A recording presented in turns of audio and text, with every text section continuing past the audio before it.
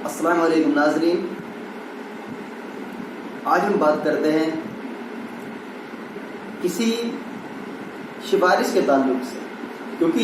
یہ آج کل عام ہو گیا ہے اور لوگ اس بات کو سمجھنے کے لیے تیار نہیں ہیں کہ یہ بھی اسلام کا حصہ ہے، اور ہر آدمی صرف مال دولت کرنے اور کمانے اور اکٹھا کرنے کے لیے ہی صرف سفارشوں میں لگتا ہے۔ اسی کے تعلق سے ایک حدیث ہے جو ہم بیان فرماتے ہیں، ابو داؤد کی حدیث ہے، ابو امامہ رضی اللہ تعالیٰ عنہ اس کے راوی ہیں، روایت کرتے ہیں کہ نبی کریم صلی اللہ علیہ وسلم نے ارشاد فرمایا، جس نے اپنے مسلمان بھائی کے لیے کسی معاملے میں، چاہے وہ کوئی بھی معاملہ ہو، جس نے اپنے مسلمان بھائی کے لیے کسی معاملے میں سفارش کی، الفاظ کو غور سے سمجھ لیں کیونکہ یہ وہ الفاظ ہیں جس کے تعلق سے آج آپ کی زندگی میں بدلاؤ آ جائے گا، یا پھر آپ اپنا آپ کو گناہ گار سمجھنے لگیں گے کہ ہم نے فلاں جگہ یہ گناہ کیا ہے۔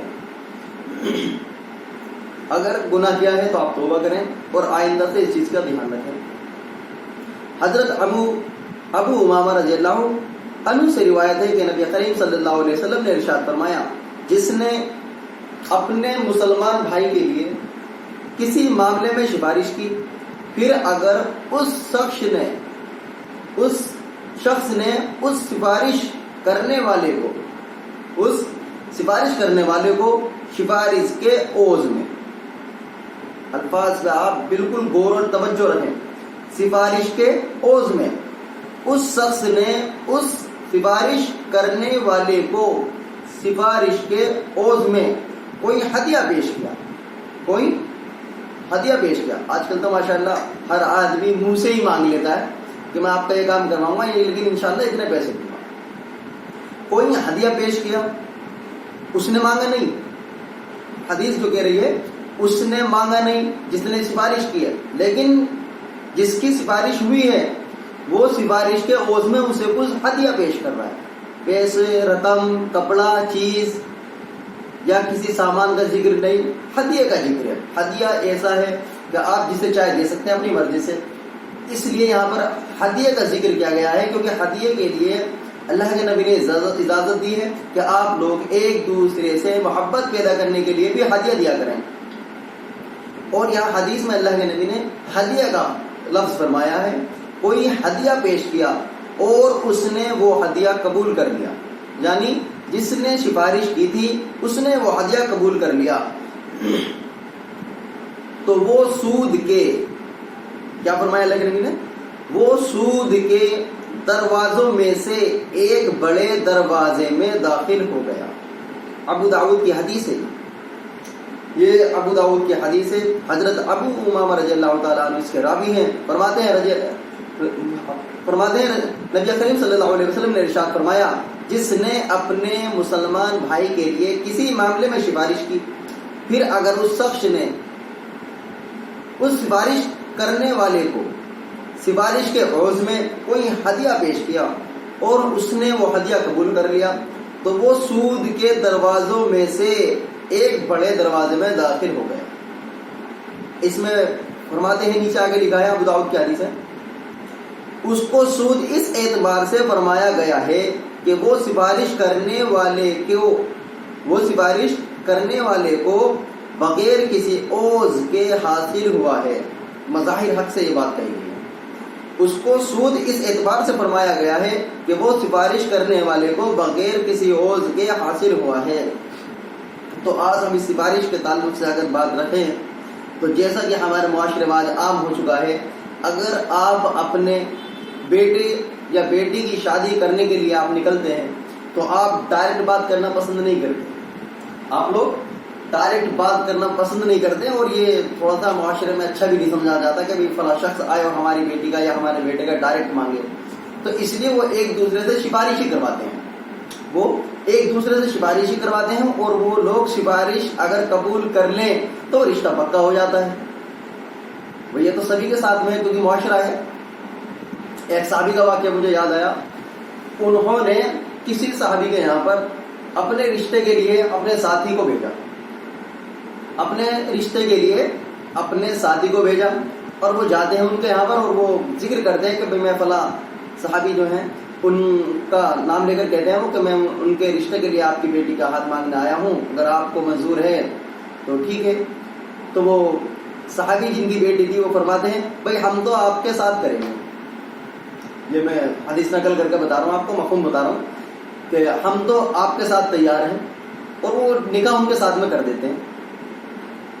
تو کچھ دنوں کے بعد میں ان صحابی کی ان سے ملاقات ہوتی ہے جن کے لیے وہ سفارش کرنے گئے تھے، وہ کہتے ہیں تو وہ ان سے نظر بچاتے ہیں، وہ پھر بھی نظر بچاتے ہوئے بھی پھر بھی ان سے ملاقات کرتے ہیں، تو وہ فرماتے ہیں بھائی میرے رشتے کا کیا رہا، فلاں جگہ گئے تھے، تو وہ فرماتے ہیں کہ وہ رشتہ انہوں نے میرے ساتھ ہی کر دیا۔ کیا فرماتے ہیں؟ وہ فرماتے ہیں انہوں نے وہ رشتہ میرے ساتھ ہی کر دیا، اور میں اس شرم سے آپ سے ملاقات نہیں کر پا رہا تھا کہ میں آپ کے سامنے کیا جواب دوں گا۔ تو سفارش کا جو معاملہ ہے وہ ایک دوسرے سے ہی کروائی جاتی ہے، اور اسی سفارش کے دور میں اللہ کے نبی نے ارشاد فرمایا کہ کوئی سفارش کرنے والے کو سفارش کے عوض میں کوئی ہدیہ پیش کیے، کوئی ہدیہ پیش کیا اور اس نے وہ ہدیہ قبول کر لیا، یہاں پر قبول کرنے والے کو بھی کہا گیا ہے، اس نے وہ ہدیہ قبول کر لیا تو وہ سود کے دروازوں میں سے ایک بڑے دروازے میں داخل ہو گیا۔ کون داخل ہو گیا سود کے بڑے دروازے میں سے؟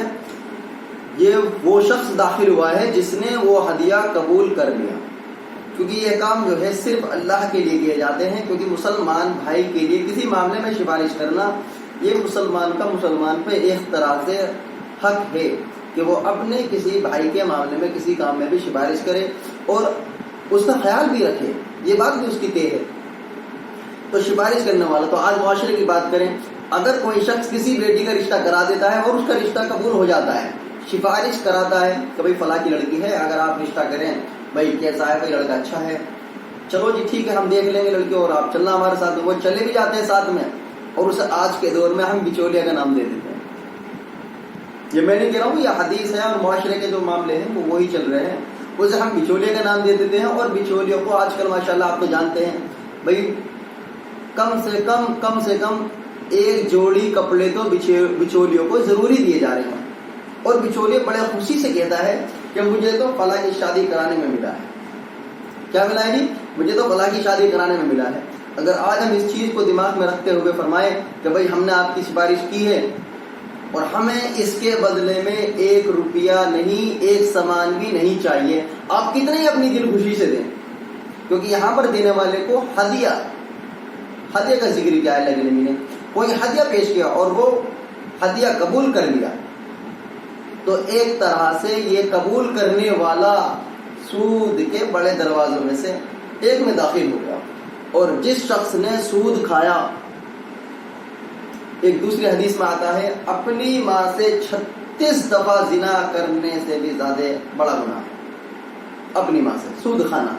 تو انڈائریکٹلی کہیں نہ کہیں معاشرے میں یہ چیزیں عام ہو گئی ہیں جو کہ لوگوں کو دکھائی بھی نہیں دیتی، اور یہ حدیث تو ایسے کر دیا لوگوں نے جیسے کہ اس کتاب میں ہے ہی نہیں، اور ہمارا اس حدیث سے کوئی تعلق ہی نہیں کہ یہ تو ان لوگوں کے لیے تھی کہ جو ایمان والے تھے، ہم تو مسلمان ہیں۔ کیا فرماتے ہیں کہ ہم تو مسلمان ہیں، یہ تو آج کل دنیا میں چل رہا ہے اور ساری چیزیں دنیا میں چل رہی ہیں تو آپ بھی چلتے رہیں، کیونکہ آپ کی ذمہ تھوڑی ہے، کیونکہ کل قیامت میں آپ کو جواب تھوڑی دینا ہے، اور کل قیامت میں آپ کو موت تو آئے گی نہیں، دوبارہ اٹھائے تو جائیں گے نہیں آپ۔ تو اس حدیث کے تعلق سے اگر آپ غور فرمائیں تو یہ حدیث صاف کہہ رہی ہے اس بات کو کہ سفارش کرنے والا ایک چیز بھی نہ لے، اور یہاں تک کہ ہمارا معاملہ تو ایسا ہے اگر ہم کسی کے ساتھ میں کوئی کام کر دیں تو اگر وہ ہمیں ایک چیز بھی کھلائے اس کے عوض میں کہ بھائی ہم نے فلاں کا یہ کام کرایا کہ بڑی خوشی کی بات ہے، اور وہ ہمیں ایک چیز بھی کھلائے تو ہم وہ بھی نہیں کھاتے، ہم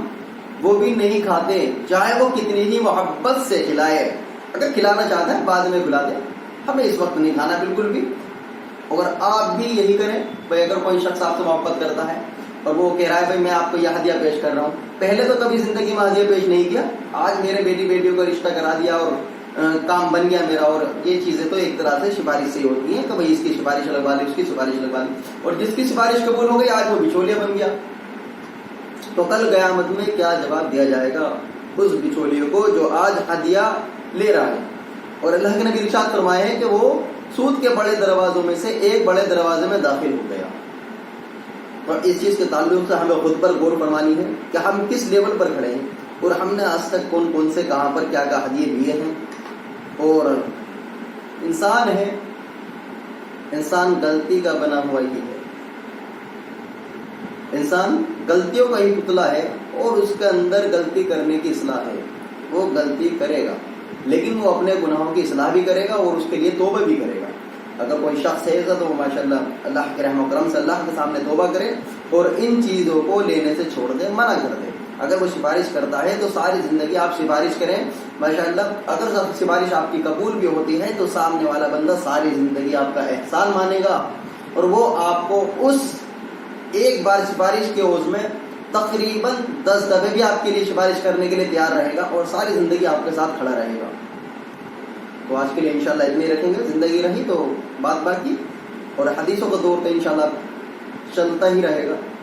السلام علیکم.